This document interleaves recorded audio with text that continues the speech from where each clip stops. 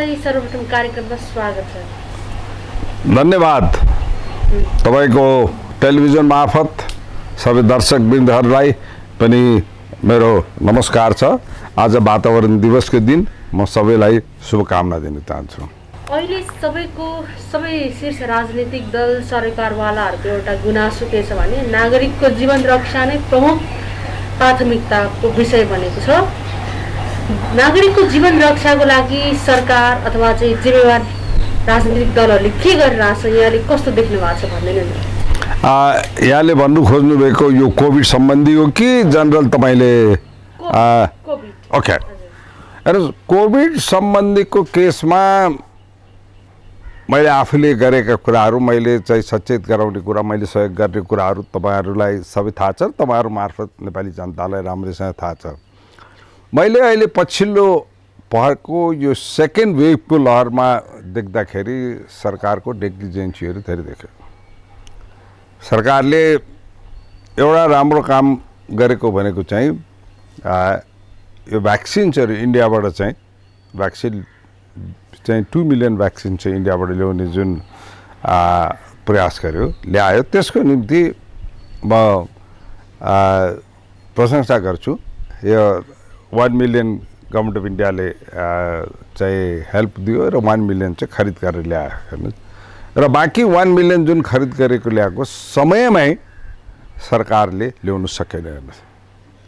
यदि पैसा दिने बित्तिकै समयमा खर्च गरेर ल्याएको भए अहिले त्यो 1 मिलियन भ्याक्सिन्स पनि नेपाल आइसक्थ्यो। र अहिले जुन हामी त्रासमा छौँ कि करिब 13 लाख जनताले फर्स्ट डोज, हाम्रो सिनियर सिटिजनहरू हेर्नुहोस्, ज्येष्ठ नागरिकहरूले लगाइसकेको मध्येबाट करिब 13 लाख नेपाली जनताले चाहिँ तपाईँको भ्याक्सिन नपाएको हुनाले अहिले सबै हामी त्रासमा छौँ। We are in panic.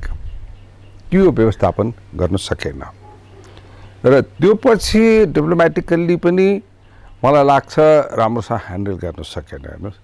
अर्को, नेपाललाई कमसेकम एराउन्ड 6 मिलियन भनेको 60 लाख खोप चाहिँ कोभाक्स अन्तर्गत दिने विभिन्न देशहरूबाट चाहिँ कोभाक्स दिने चाहिँ वचनबद्ध थियो। त्यो मध्येबाट 2,48,000 खोप मात्रै चाहिँ तपाईँको आयो। त्यो पनि इन्डियाबाट नै आयो। त्यस कारण हामीलाई एक तरिकाले एकै ठाउँको निम्तिबाट आएको त्यो राम्रो थियो। तर इन्डियामै महामारी भयो। आज इन्डियामा कुरा गर्दा करिब उहाँहरूको पनि 3% जनताले मात्रै लाउनु पाएको छ, अरूले लाउनु पाएको छैन भनेर उहाँहरू पनि आफ्नो कराइरहनु भएको छ। तर उहाँहरूसँग डिप्लोमेटिकल्ली ह्यान्डल गरेर चाहिँ ल्याउनु सक्ने छ। र यदि कोभाक्सले दिने हाम्रो भ्याक्सिन्सहरू चाहिँ यदि इन्डियाबाट आउनु नसक्ने थियो भने अल्टरनेटिभ ठाउँबाट कहाँबाट आउनु सक्ने थियो, यो सरकार चुक्यो। किनभने मैले देखे अनुसार, मैले बोले अनुसार, मैले स्वास्थ्य मन्त्रालय, परराष्ट्र मन्त्रालय सबै चिजहरूमा चाहिँ घचघचाइ र सोसियल मिडियाबाट नेपाली जनताले घचघचाइरहेको कुरामा पनि उहाँहरूले सिरियसली लिनु भएन हेर्नुहोस्। समयमा औषधि खाइ निको हुन्छ, समयमा कुनै पनि कार्य गर्दाखेरि चाहिँ प्रश्न आउँछ। र यस चिजमा म अहिले ल्याउन नसकेको यो तपाईको विभिन्न सङ्घ संस्थाहरूले कमिटमेन्ट गरे पनि, विभिन्न देशहरूले कमिटमेन्ट गरेर पनि ल्याउन नसकेकोमा कतिपय कुरामा कमजोरी मैले सरकारको देख्छु। महामारी छ हेर्नु, नेपालमा जब इन्डिया पछि नेपालमा पनि सेकेन्ड वेभ आइसकेपछि संसारभरि सबैले चाहिँ नेपाललाई सहयोग गर्नुपर्छ भने हेर्नुहोस्। तब तपाईँको देख्नुभयो विभिन्न देशकाहरूबाट, तपाईँको स्पेनबाट आयो, तपाईँको इन्डियाबाट पनि कति त्यहीँ बाटोबाट आइरहेको छ, चाइनाबाट आयो, थाइल्यान्डबाट आयो, सिङ्गापुरबाट आयो। भन्नुहोस् त, आज मैले सुन्दैछु अस्ट्रेलियाबाट आउँदैछ, मिडल इस्टबाट आयो हेर्नुहोस्, बेलायतबाट आयो, अमेरिकाबाट आयो, फ्रान्सबाट आयो। त्यसले यो सबै अरू किसिमका सामानहरू बटाबट आउँदैछ। तपाईँलाई चाहे भेन्टिलेटर्सको कुराहरू भयो, तपाईँको अक्सिजन प्लान्टका कुराहरू भयो, तपाईँको कन्सन्ट्रेसनका कुराहरू भयो, कतिपय मेडिसिन्सहरू हामीले युज गर्ने मास्कहरू, यो पनि सबै आउँदैछन्।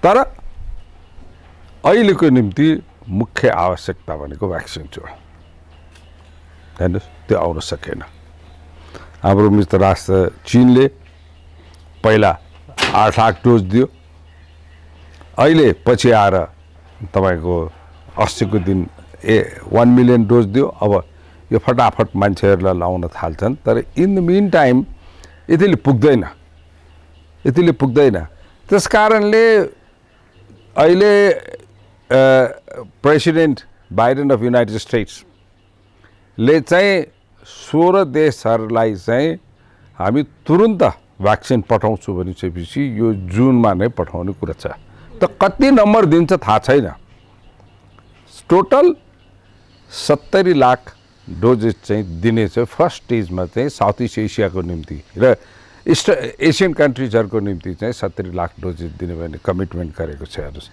त्यो मध्येमा नेपालले कति पाउँछ किनभनेदेखि पपुलेसनको हिसाबले हेर्ने हो भने इन्डिया छ बङ्गलादेश छ श्रीलङ्का छ मेनी अदर कन्ट्री त्यसले हामीले चाहिँ कसरी हुन्छ यो डोजेसहरू ल्याउने भन्ने प्रयास गर्नुपर्ने थियो अल्टरनेटिभली रसाको कुरा थियो रसाले प्रपोजल पनि पठाएको थियो मलाई लाग्छ करिब 45 दिनसम्म यो सरकारले रसाबाट किन्ने नलिने पास केही गर्न सकेन टेक्निकली मेडिकल्ली लगाउन सक्छ भनेर एप्रुभ गर्यो तर ल्याउन सकेन हेर्नुहोस् आजसम्म त्यसको निम्ति तपाईको इन्डियाबाट पनि फर्स्ट डोज हामीले इन्डियाबाट लिइसकेको कारणले सेकेन्ड डोज पनि इन्डियाकै लगाउनु पर्छ भन्ने मेडिकल एडभाइसेसको मान्यता हो हेर्नुहोस् त्यसको निम्ति सरकारले अफिसियली र विभिन्न हाम्रा मित्रहरू हाम्रा नातागोताका मान्छेहरू छन् हेर्नुहोस् भारतमा त्यही कारणले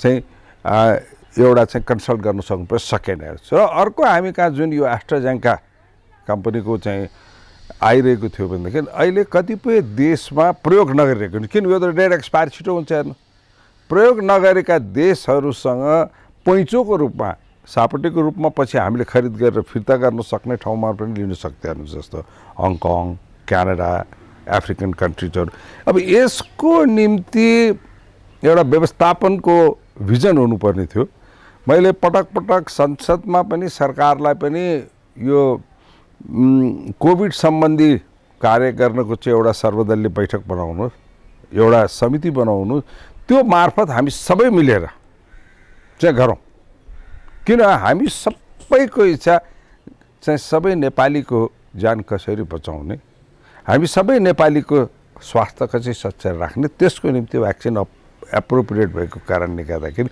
यसमा पनि जाउँ अरू कुरा पनि जाउँ भने आज म तपाईलाई भन्छु अमेरिकाबाट यो भ्याक्सिन्सहरू चाहिँ अहिले जुन चाहिँ त्यहाँको सरकारले अथवा प्रेसिडेन्ट बाइडेनले कमिटमेन्ट गर्नुभयो उहाँले अहिले बढाउँदै हुनुहुन्छ पहिलाको उहाँहरूको कमिटमेन्ट कोभाक्स अन्तर्गतको चाहिँ जति कमिटमेन्ट थियो त्यसलाई अहिले बढाउँदै हुनुहुन्छ यो कमिटमेन्ट र नेपालीहरूलाई पनि बढाउने चाहिँ कुराको निम्ति म अमेरिकामा रहनुभएका हाम्रा नेपाली दाजुभाइ दिदीबहिनीहरूलाई धेरै धन्यवाद दिन चाहन्छु र अहिले अमेरिकाबाट थुप्रो मालहरू आयो हेर्नुहोस् भ्याक्सिन बाहेकहरू धेरै मालहरू त्यसमा त्यहाँ भएका नेपाली दाजुभाइ दिदीबहिनीहरूले अमेरिकन पोलिटिसियन्सहरूसँग तपाईँको सेनेटर सरसँग छलफल गरेर आफ्नो कुराहरू राखेर चाहिँ जुन सहयोग गर्नुभयो त्यसको निम्ति म धन्यवाद दिन चाहन्छु हाम्रो दूतावासले पनि केही हदसम्म प्रयासहरू गरेको छ त्यसलाई पनि म कम्पेरिटिभली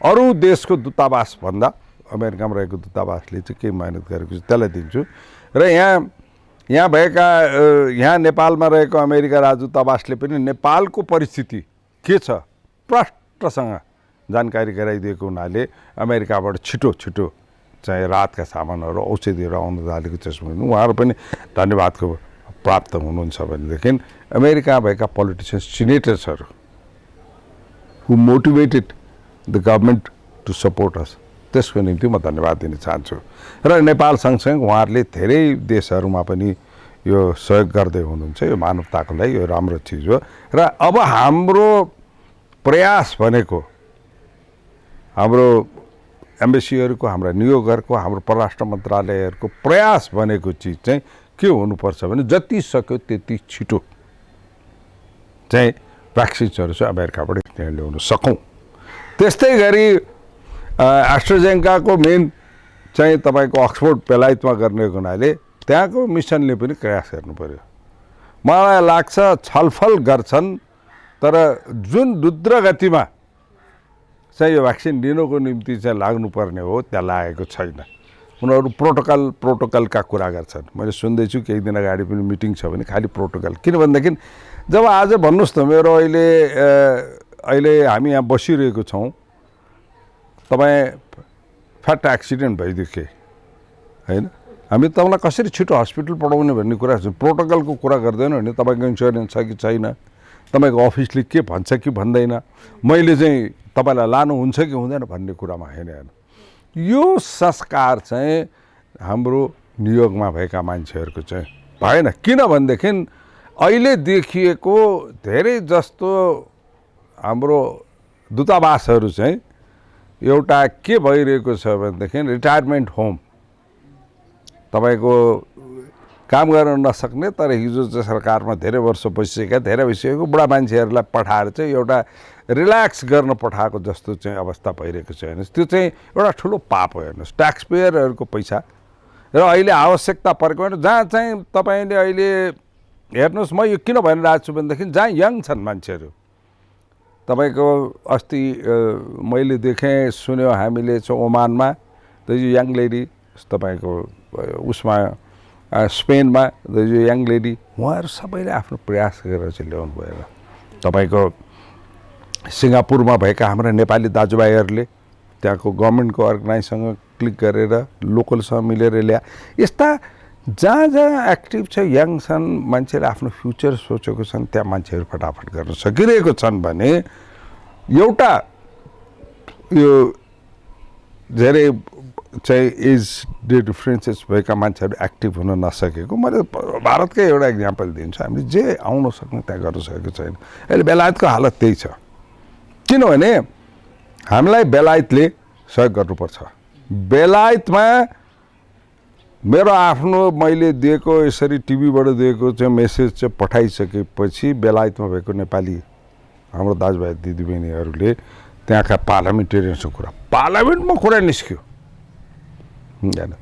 धेरैजना पार्लियामेन्टेरियन्सहरू, धेरैजना नेपालका आफ्नो मान्छेहरूले चाहिँ बेलायतमा कुरा निस्किँदाखेरि पनि आजसम्म पनि बेलायतबाट चाहिँ एस्ट्राजेनेका आइसकेको छैन। किनभने बेसिकल्ली हामी इन्डियाबाट लिने पनि त्यो एस्ट्राजेनेका हो, तब इन्डियाले दिन नसकेपछि कसरी बेलायतबाट लिने भन्ने कुरा भएको छैन। भनेदेखि अहिले यो कोभाक्स अन्तर्गत त सबै युरोपियन कन्ट्रिजहरू जो डोनरहरू छन् तिनीहरूसँग पनि लबी गर्न सकेको छैन हेर्नु। गरेको हुनाले यसको निम्ति चाहिँ म सरकारलाई पुनः अनुरोध गर्दछु र सम्बन्धित मान्छेले यो तरिकाले चल्दैन। अर्को हेर्नुहोस्, थर्ड वेभको डर छ। आज तपाईँलाई ब्ल्याक फङ्गसदेखि लिएर तपाईँको केटाकेटीहरूलाई पर्न सक्ने चिज छ, त्यसको निम्ति चाहिँ हाम्रो प्रिपरेसन के छ? ब्ल्याक फङ्गसको निम्ति तपाईँको ट्रिटमेन्टको निम्ति औषधि पनि छैन। डक्टर्सहरू वरिड छ, इज ए न्यू डिजिज मान्छेहरूलाई हेर्नु, त्यसको निम्ति अपरेसन गर्नुपर्ने अवस्था अहिले कतिपय केसहरू आइसकेको छ। यो थर्ड वेभको कुरा आउँदाखेरि चाहिँ केटाकेटीहरूलाई हुनसक्ने भनेपछि केटाकेटीहरूको निम्ति आइसोलेसन वार्डहरू, पेडियाट्रिक डक्टर्सहरूको व्यवस्था, यो सबै चिज चाहिँ ट्रिटमेन्टको निम्ति चाहिँ औषधिहरू र इक्विपमेन्ट्सहरू के छ भनेदेखि त्यसको निम्ति पनि प्रिपरेसन यो सरकारले अहिले गर्न सकेको छैन। तसर्थ मलाई के लाग्छ भने सबै नेपालीको स्वास्थ्यलाई राम्रो गर्न र नेपालीको ज्यान बचाउनको निम्ति यो सरकारले एकदम चाहिँ छिटो से छिटो हाम्रा लखौँ नेपालीहरू विदेशमा हुनुहुन्छ उहाँहरूको पनि सहयोग लिएर, खालि पैसाको मात्रै कुरा होइन के, यो तपाईँको आफ्नो कन्ट्याक्टको अनुसार, टेक्नोलोजीको अनुसार। अमेरिकामा सुन्नुहोस् न कति नेपाली डक्टर्सहरू छन्, खालि पैसा पठाऊ म त भनेर त भएन नि, तपाईँको टेक्नोलोजीको कुरा छ। र किनभनेदेखि जबसम्म अरू पेसागत मान्छेहरू र अरूलाई चाहिँ सम्मान गर्ने हाम्रो प्रथा हुँदैन, बानी हुँदैन, सबैको सहयोग लिने बानी हुँदैन, आफैलाई जान्ने। अब हेर्नुहोस् नेपालमा तपाईँलाई आफैलाई जान्ने भन्दाखेरि फेरि तपाईँले के भन्यो भन्नु होला कि बेसार खाएर निको हुन्छ अम्बाको पात खाएर निको हुन्छ, कति मान्छे मरे होला हेर्नुहोस् त। यस्ता इरेस्पोन्सिबल कुराहरू र अनएथिकल कुराहरू गर्नुको सट्टा संसारभरि भएका हाम्रा मेडिकल लाइनमा हुनुभएका नेपाली दाजुभाइ दिदीबहिनीहरूसँग छलफल गरेर कसरी सहयोग जुटाउन सक्छ भन्ने कुरा गरेको भए हुन्थ्यो। आज विभिन्न देशमा रहनुभएका मेडिकल लाइनमा भएका हाम्रा दाजुभाइ दिदीबहिनीहरूलाई नेपाल बोलाएर सहयोग गराउनु भन्ने हुन्थ्यो। तर जो नेपाली दाजुभाइहरू जसले चाहिँ जुन तरिकाले सहयोग गर्न सकेको छ, जस्तो फ्रन्ट लाइनमा हुनुभएका चाहिँ तपाईँको डक्टर्सहरू, नर्सेसहरू, फ्रन्ट लाइनमा भएको तपाईँहरूले अवेरनेस लिएको हुँदाखेरि तपाईँहरू जस्तो चाहिँ मिडियाका मान्छेहरू, सुरक्षाकर्मीका मान्छेहरू र अरू चाहिँ इक्विपमेन्टहरू दिनु सक्ने, अक्सिजन दिनु सक्ने, अब यो सबै चिजहरूको सबैले गरेको सेवाको कदर गर्नुपर्छ र उनीहरूलाई एउटा मोटिभेट गर्नुपर्छ, प्रोत्साहन दिनुपर्छ। आज मैले भर्खर देखेँ कि केही दिन अगाडि एउटा मेरो साथीले चाहिँ सहयोग गर्ने डक्टर्स, नर्सेस, मेडिकल फ्रन्टको मान्छेहरूलाई चाहिँ म एउटा विशेष रिवार्ड गर्छु भनेर हेर्नु, द्याट्स भेरी नाइस।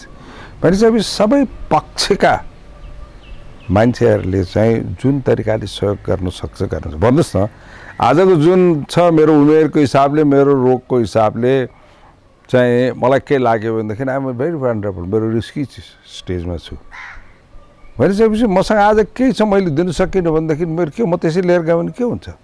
त्यहाँदेखि यो सोचेको हिसाबले त्यही पनि सोचेर हामी सहयोग गर्दैछौँ। त्यहाँदेखि मलाई के लाग्छ भने हामी सबैले नेपालमा पनि नेपाली दाजुभाइ दिदीबहिनीहरूसँग मेरो अनुरोध के छ भने जो सक्षम छौँ, यदि हामी 1 करोड रुपियाँका मोटर चढ्न सक्छौँ, 10 करोडका घर बस्न सक्छौँ, बस्न सक्छौँ र आफैले जिन्दगी बिताउन सक्छौँ, हामी चाहिँ महँगा बेलायती रक्सी खाएर बस्न सक्छौँ र महँगा लुगा लाएर बस्न सक्छौँ भनेदेखि हामीसँग स्रोत हुनेहरूको अहिले जरुरी छ हामीले के गरौँ। खालि गभर्मेन्टको क्रिटिसाइज मात्रै गर्नेको उप राजनीति गर्ने मान्छेको मात्रै क्रिटिसाइज गर्न नआउँछौँ। किनभने अहिले राज्यलाई सहयोग चाहिएको छ, हेर्नु, जनताको निम्ति चाहिएको छ। हो, यसको निम्ति व्यवस्थित गर्नको निम्ति सरकारबाट नसक्नु देखिसकेपछि आज कतिपय अर्गनाइजेसनहरूले, व्यापारिक कम्पनीहरूले आफैले अक्सिजन प्लान्टहरू किनेर, सिलिन्डर्सहरू किनेर, मास्कहरू किनेर पनि दिने गरेको छ। हेर्नु, यसमा सबैजनाले गरिदिनुहुन्छ मेरो विशेष आह्वान छ। किनभनेदेखि हामी धरतीपुत्र, भूमिपुत्रहरूले हाम्रा भूमिका आफ्ना दाजुभाइ दिदीबहिनीहरूलाई बचाउनको निम्ति काम लाग्छ र विदेशमा रहनुभएका हाम्रा दाजुभाइ दिदीबहिनीहरू पासपोर्ट जेसुकै होस् त्यो मलाई मतलब छैन, तर रगत त नेपाली छ।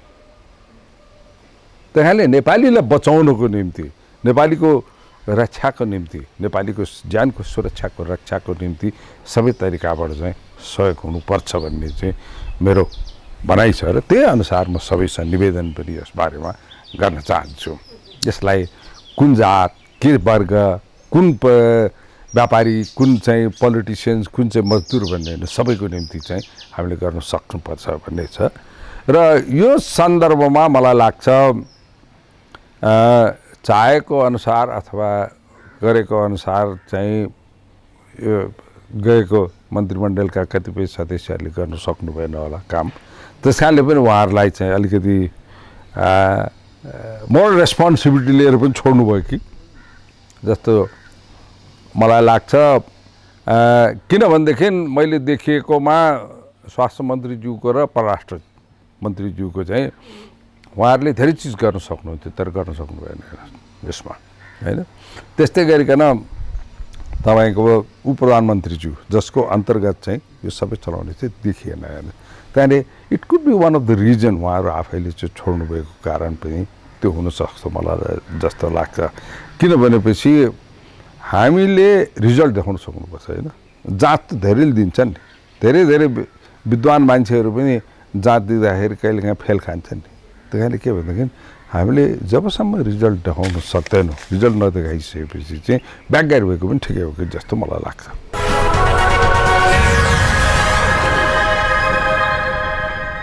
त्यसो राष्ट्रपतिजीले बदली गर्नुभयो र सर्वोच्च अदालतमा त्यसको बहस जारी छ। अब यो अवस्थामा फेरि महाधिवेशनको कुरा पनि उठिरहेको छ। अब कङ्ग्रेसको आगामी बाटो यात्रा चाहिँ कस्तो हुनुपर्छ होला प्रतिपक्षी दलको हिसाबले? जस्तो सरकारले जुन कोरोनाको कुरा त हामीले भर्खरै गऱ्यौँ, प्रतिपक्षीको हिसाबले चाहिँ के गर्नुपर्छ, के देख्नुहुन्छ यहाँ, कसरी अगाडि? हेर्नुहोस्, मलाई के लाग्छ भने अघिल्लो पटकको संसदको विघटन र अहिलेको संसदको विघटनको कुरामा अलि पृथक छ। हेर्नु, अघिल्लो पटकको संसदको विघटन कारण पनि गैर संवैधानिक असंवैधानिक कदम भन्ने प्रष्ट जानकारी हुँदै पनि नेपाली कांग्रेसले यदि संसदले यो पार्लियामेन्ट चाहिँ डिजल्भ गरेको चाहिँ एक्सेप्टेड गरिदियो, यसलाई संवैधानिक भनिदियो भनेदेखि नेपाली कांग्रेस चुनावमा जान्छ भनेर भनेको छैन प्रष्टसँग। किनभनेदेखि त्यो परिस्थितिमा त्यस बखतको अवस्था अनुसार यदि जनमत र जनतामा जान्छ भनेदेखि त्यो हामी तयार छौँ भनेको थियौँ। आजको केस इज स्लाइटली डिफ्रेन्ट। हेर्नु, यो आजको केस कस्तो डिफ्रेन्ट छ भनेदेखि यता सर्वोच्च अदालतले नजिर छँदैछ। हेर्नु, यसरी चाहिँ संसद विघटन गर्न मिल्दैन भनेर। अर्कोतिर चाहिँ 76(5) को दफा अनुसार कुनै व्यक्तिले चाहिँ म मेजोरिटी ल्याउन सक्छु भनिसकेपछि 149 चाहिँ मेम्बर्स अफ द पार्लियामेन्टले आफ्नो सिग्नेचर राखेर बुझाएको चिजलाई अवहेलित गर्न मिल्दैन। हेर्न, हो ठिक छ, चाहिँ हाम्रो सामान्य प्रधानमन्त्री खड्गप्रसाद ओलीजीले 153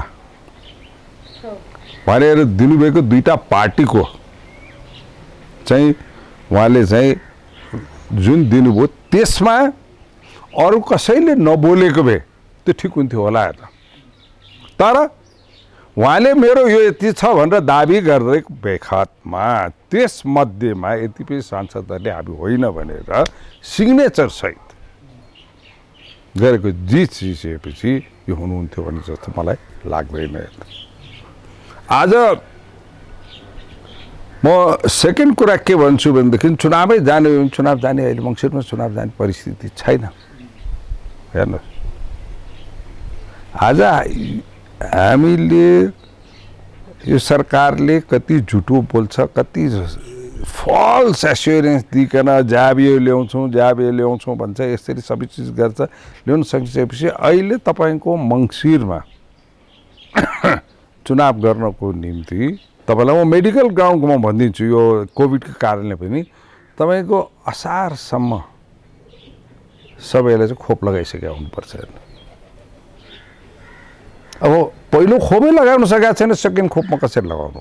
हेर्नु, अहिले 10 लाख आयो, 10 लाखबाट 5 लाख मान्छेलाई मात्र लगाउन सक्छ भने तपाईँको अगाडिको 10 लाख 12-13 लाखलाई चाहिँ जुन चाहिँ इन्डियन खोप लगाएको त्यसलाई लगाउन सक्ने अवस्था छैन भने भविष्यमा कसरी हुन्छ केही छैन। होइन, त्यस कारणले गर्दाखेरि जबसम्म मान्छेले दोस्रो खोप लगाइसक्दैन, खोपको व्यवस्था छ, तबसम्म चुनाव हुनु सक्दैन भनेर सुरक्षा इकाइहरूले सबै पनि भनिसकेको छ। हेर्न, त्यसले पोसिबिलिटी एकातिर त्यो छैन, अर्कोतिर अल्टरनेटिभ गभर्मेन्ट यसरी हुनसक्छ भनेर चाहिँ हाम्रा पार्टीका नेता शेरबहादुर देउपाले क्लेम गर्नुभयो। त्यो समय उहाँलाई सबै अरू पार्टी प्लस तपाईँको सांसदहरूले चाहिँ पुरा समर्थन गरेको चाहिँ दियो। त्यही चिज हामीले अदालतमा भन्थ्यो। त मलाई लाग्छ सर्वोच्च अदालतले सबभन्दा पहिला सुरु कानुन, संविधान, त्यो पछि आफ्नै नजिर, हेर्नु, तेस्रो पक्षमा चाहिँ अहिले देखिएका राष्ट्रिय परिस्थिति, मुख्य कुरा नेपाली जनताको ज्यानको कुरा हेर्नु।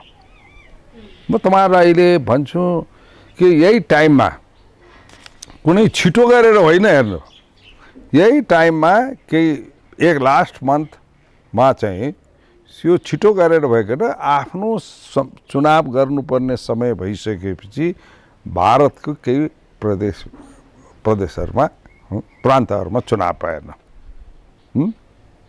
र त्यो चुनाव गराउने मान्छेहरूमा 1600 जना त तपाईको त्यो भोट लिन काम गरेका अफिसियल स्टाफहरू हुन्छन् नि, मतदान केन्द्रमा काम गर्ने मात्रैको ज्यान झुकायो, ज्यान गयो। हेर्नुहोस्, खुम्बु मेला यस्ता यस्ता सबै चिजहरू गरेर गएको हुनाले तपाईँको अहिलेको परिस्थिति अनुसार हामीले भारतसँगको देखिएको चुनाव, भारतमा गएको केही प्रान्तको चुनावहरूमा देखिएको जुन विकृति छ त्यसलाई हेर्दाखेरि पनि मलाई प्रष्टसँग मलाई विश्वास के छ भने सर्वोच्च अदालतले देश र जनताको ज्यानको सुरक्षाको हिसाबले पनि चाहिँ अहिले चुनाव गर्ने ठिक छ भनेर भन्दैन।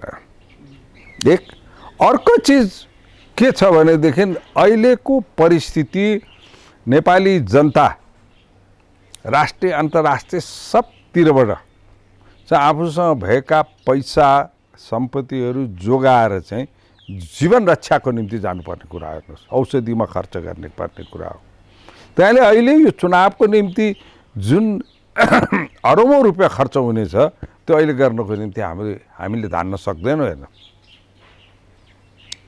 त्यसले कसै एक व्यक्तिको इगो, एक व्यक्तिको स्वार्थ, एक सीमित मान्छेको स्वार्थको निम्ति चाहिँ अहिले हामी चुनाव गर्न सक्दैनौँ। त्यस कारणले नेपाली कङ्ग्रेसले तपाईँहरूले नोटिस गर्नुभएको छ, लास्ट टाइम हामी इलेक्सन गयो भने पनि ठिकै छ, हामी मान्यता छौँ भने चाहिँ अहिले हामीले इलेक्सनको कुरै गरेको छैनौँ, कसरी पनि कुरै गरेको छैन। किनभने अहिलेको परिस्थिति कोभिडको केसमा चुनाव वैशाखमा चुनाव हुन सकेको भएको परिस्थिति र आजको परिस्थितिमा तान फरक छ हेर्नु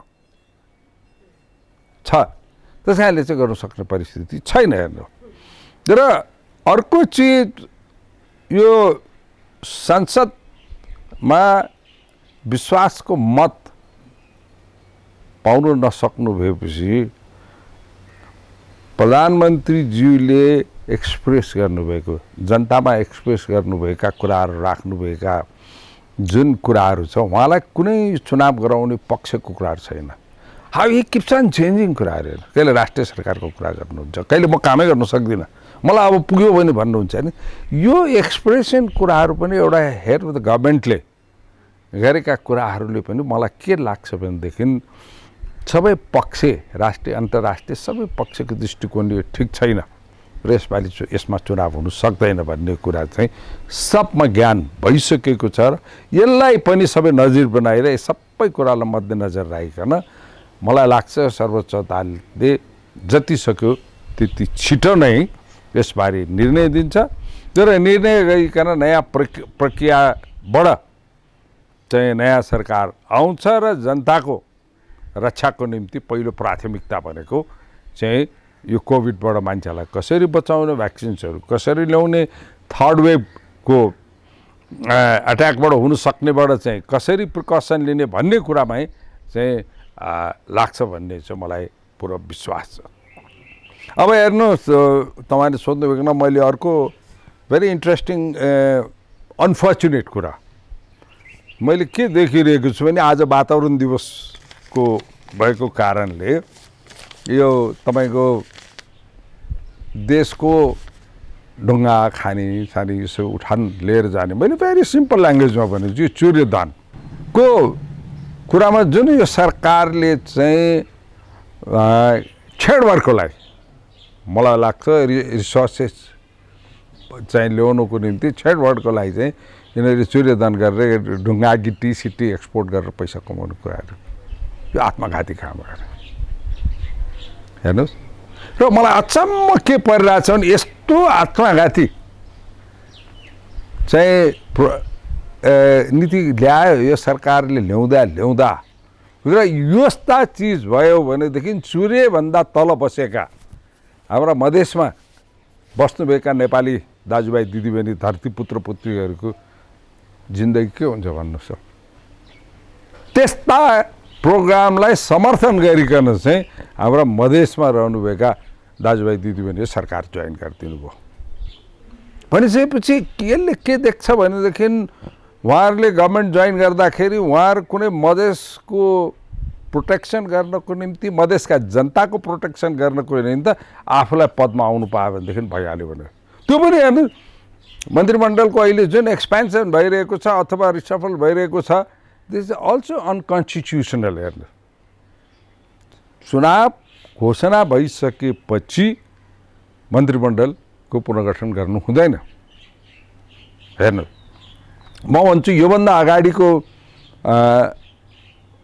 चुनावमा मेरा आदरणीय नेता शेरबहादुर देउवाजी चाहिँ प्रधानमन्त्री हुनुहुन्थ्यो उहाँ प्रधानमन्त्री हुँदाखेरि उहाँको मन्त्रीमण्डलमा चाहिँ माओवादीहरू पनि थिए तर चुनावमा उहाँहरू भिन्दा भिन्दै जानुभएको थियो हेर्नुहोस् हामी नेपाली कङ्ग्रेससँग उहाँहरूले गर्नु भएन उहाँहरू चाहिँ एमालेसँग मिलेर चुनाव गर्नु तर पनि मन्त्रीमण्डलको विघटन भएर अथवा तपाईँको हेरफेर भएर भनेदेखि आज यो भइरहेको छ यसले गर्दाखेरि पनि ठिक भएको छैन र मलाई अवश्य लाग्छ यो चुरे धनको तपाईँको गिटीगुन्डा कारबार जुन चिज अहिले पूर्व यो चुरे रेन्जबाट कसरी मधेसलाई बचाउने भन्ने कुरामा अगुवाईमा हुनुभएका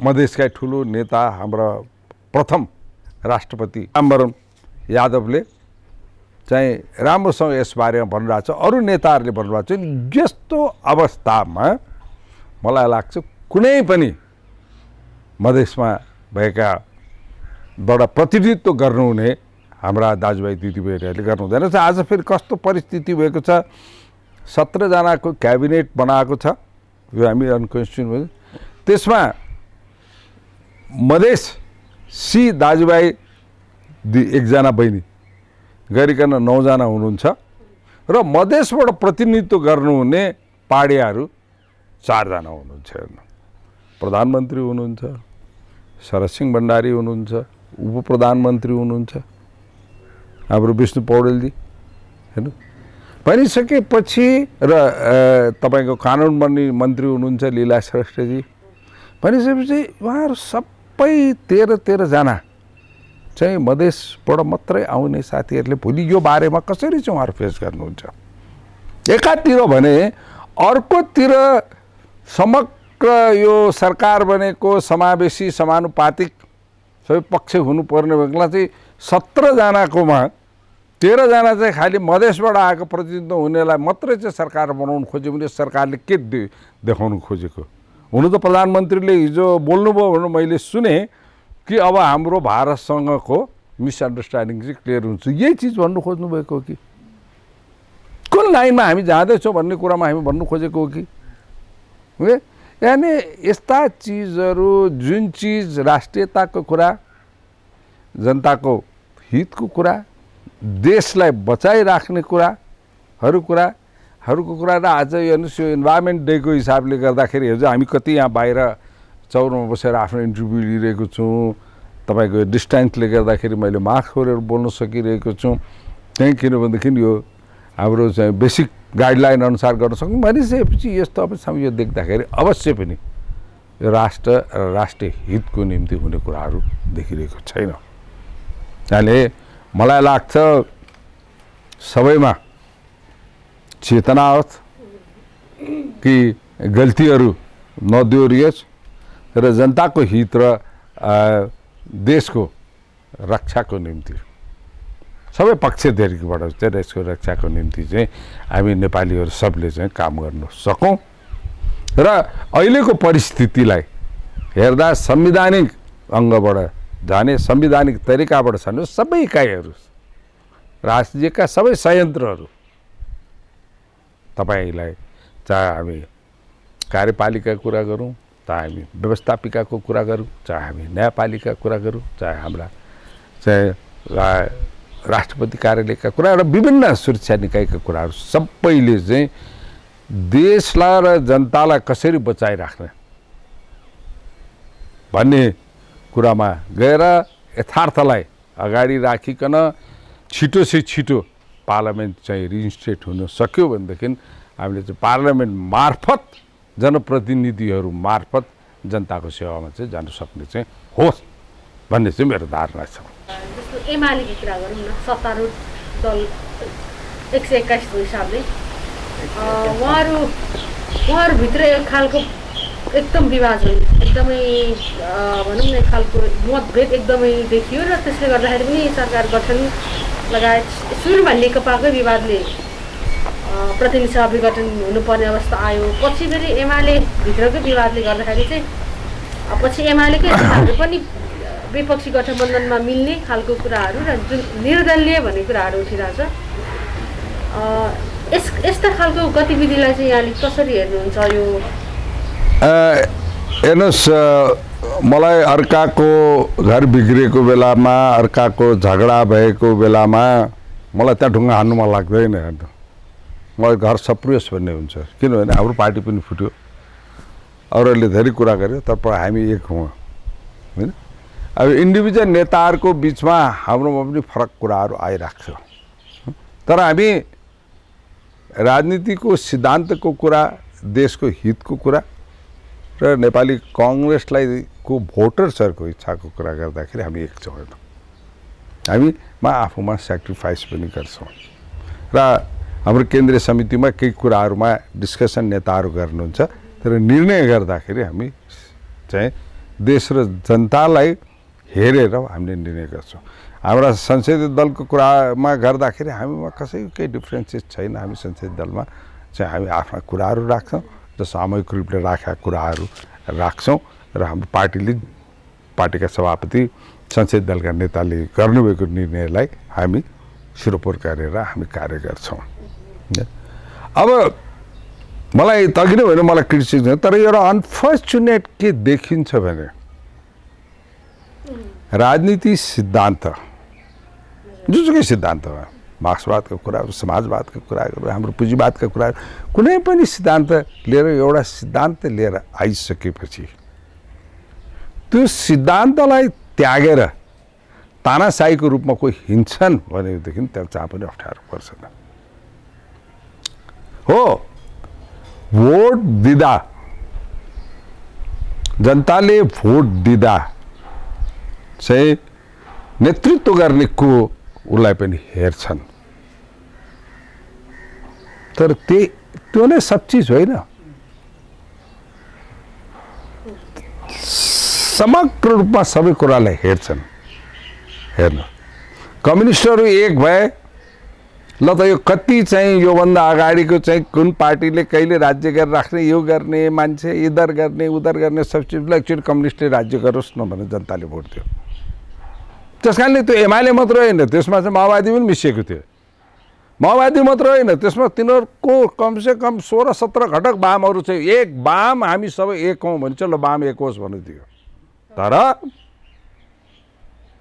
जब सत्तामा गए, जब चाहिँ चुनाव जिते र सत्तामा गए र गइसकेपछि अरू घटकहरूले पनि हेर्नु, त्यो बेलाको राजपा भनौँ, फोरम भनौँ, उहाँहरूका कतिपय कुराहरू, संविधानका संशोधनका कुराहरू, जुन चिज अघिल्लो संसदको बेला चाहिँ नेपाली कांग्रेस र माओवादी दुवै मिलेर चाहिँ मधेसवादीका कतिपय कुराहरू चाहिँ संसदबाट चाहिँ पास गर्ने भनेर लगेका कुराहरूलाई पनि एमालेले चाहिँ पन्छाइदिएको थियो। त्यही कारणले त्यस बखत चाहिँ मधेसका साथीहरूले हाम्रो आफ्नो जनताको निम्ति के हुन्छ कि भन्ने कुराहरूले उहाँहरूलाई 2/3 पुऱ्याएर पनि गरिदिएखेरि, तर अहमताले गर्दा, घमण्डले गर्दा बेसी के हुन्छ भन्नुहोस् त, रूप राम्रो हुने मान्छेले म आफै रूपको मात्रै घमण्ड गर्यो, ज्ञान हुने मान्छेले सबै ज्ञानको मात्रै घमण्ड गर्यो, धन हुने मान्छेले धनको मात्रै घमण्ड गरेर जिन्दगी चल्छ। त्यो कमजोरी अहिले एमालेको नेतृत्वमा देखियो। त्यस कारणले अरू एमालेका नेताहरू फ्रस्ट्रेटेड हुन थाले।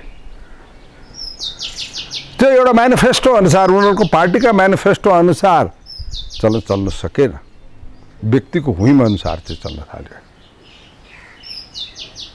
संयन्त्रहरूलाई दुरुपयोग हुन थाल्यो। हेर्नु, अन्तर्राष्ट्रिय सम्बन्ध राम्रो राख्न सकेन। केही चिजहरू भए राम्रा कामहरू, नभएका होइन, तर परिस्थिति अनुसार यो सब चिज हेर्दाखेरि मलाई लाग्छ उहाँहरूमा यो डिफ्रेन्सेस आइराख्यो। एकातिर भाइ फुटे गँवार लुटे भन्ने डर सम्झेर पनि उहाँहरू कहिलेकाहीँ मिल्ने जस्तो कुरा गर्नुहुन्छ।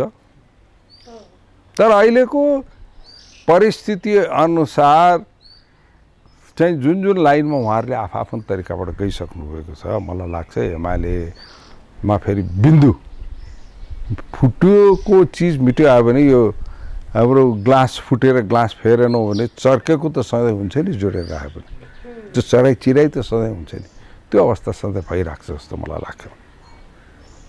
किनभने हामी जुनसुकै सिद्धान्त भए पनि कुनै पनि राजनीति व्यवस्थामा जुनसुकै आस्था रहे पनि हामी के हौँ भने बेसिकल्ली हिमालदेखि मधेससम्म, हिमालदेखि तराईसम्म हामी सबै नेपाली हौँ।